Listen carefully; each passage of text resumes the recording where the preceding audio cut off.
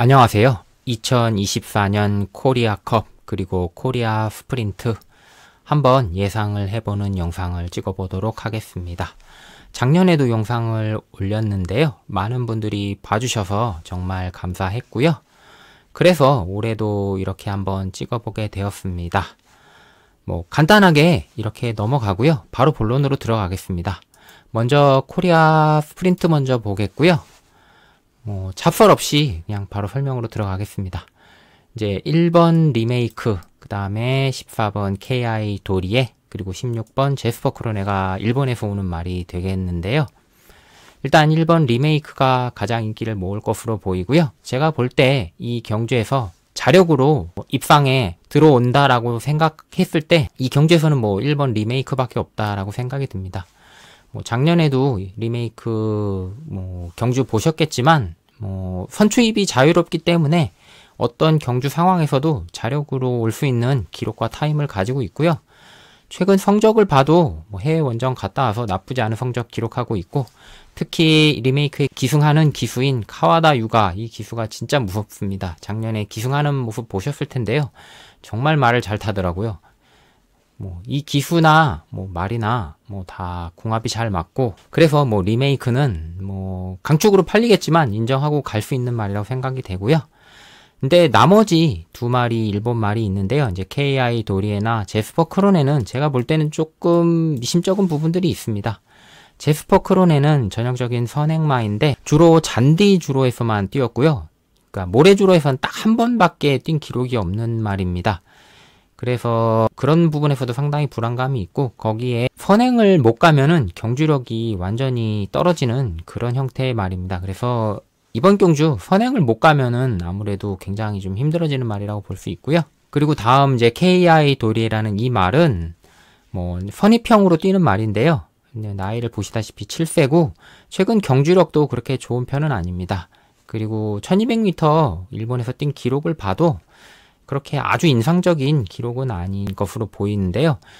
이 말은 충분히 우리나라 말과 어느 정도는 해볼만 하다. 우리나라 말들이 기록이나 타임 봐서는 우리나라 말들이 상대를 못할 말은 아니다라는 생각이 됩니다. 그래서 너무 인기를 모은다면 이 두 마리는 특별히 어느 정도 배팅권에 빼고 가도 저는 상관없다고 생각되고요. 제스퍼 크로네는 게이트가 중요하겠습니다. 선행 갈 수 있는 게이트를 받았다면은 좀 무시할 수 있는 말은 아닌데, 선행을 못 가면은 거의 경주력이 거의 날아가는 수준이거든요. 그래서 이 말도 좀 그런 부분을 보면 될 것 같고요. 사실 더 무서운 말은 이제 미국에서 온 이 아나키스트라는 말입니다. 이 말이 상당히 타임 기록도 좋고요. 미국에서의 어느 정도 기록도 가지고 있고, 그리고 대상 경주 우승 경력도 있는 말이기 때문에 상당히 좀 무서운 말이라고 볼 수 있겠고요. 2023년도에는 상당히 활약을 했던 말인데, 그 2023년도에 휴양 가서 2024년까지 거의 한 10개월 이상 공백 두고 2024년도 경주 현재 상황은 아주 인상적인 모습을 보여주지는 못하고 있는데요. 왕년의 기량 정도라면은 여기선 충분히 우승 도전이 가능하다, 이렇게 보이기 때문에 무시할 수 있는 말은 아닌데, 이 말도 좀 불안 요소가 많은 게 이제 기수도 아마 처음 기승하는 것 같고요. 그리고 장거리 원정인데다가 어느 적응이나 이런 부분도 상당히 조금 있을 거기 때문에 이 아나키스트라는 말도 무조건 믿고 갈 수는 없다. 그래서 이제 리메이크는 무조건 안고 가야 되는 말이지만, 이 3두는 경주 조건이나 아니면 조교 보시는 분들 평이나 이런 걸 보고 좀 결정을 해야 될 것 같습니다. 그런 부분 보시면 될 것 같고요. 우리나라 말 중에서 이제 입상 도전권이라고 생각되는 말은 이제 이번 스피드형, 아마 이제 어마어마, 그 다음에 벌마의 스타, 이제 강서 자이언트, 요 4두 정도를 봅니다. 근데 스피드형은 워낙 전 경주가 인상적인 경주력을 보여줘서 이번에 아마 국내산 말 중에서는 가장 많이 팔리지 않을까라고 생각이 되는데, 이제 경주 거리가 1200m라는 점에서 과연 이번에도 그런 경주력을 보여줄 수 있을지는 일단은 봐야 될 것 같고요. 어마어마는 좀 꾸준히 뛰는 맛이 있죠.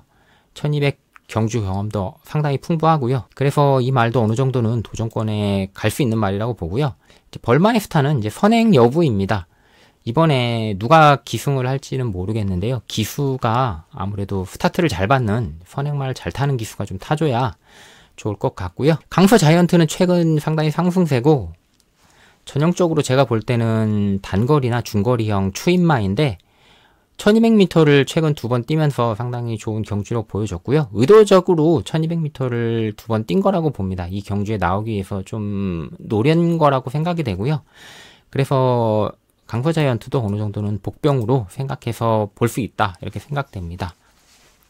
그래서 이번 코리아 스프린트는 제가 봤을 때는 어느 정도 강축이 하나 있긴 하지만 나머지 후차권이 좀 상당히 혼전 양상이 될 것 같고요. 저배당보다는 이번에도 상당히 의외의 배당이 나올 수 있는 경주가 되지 않을까 싶습니다. 이번에는 코리아컵 한번 보겠습니다. 코리아컵 이제 보시게 되면은 이제 일본 말들이 이제 3두가 출전하고요. 크라운 프라이드, 윌슨 테소로, 라이트 워리어 이렇게 3두 출전하고 우리나라 말들은 그렇게 많이 출마 등록을 해놓질 않았더라고요.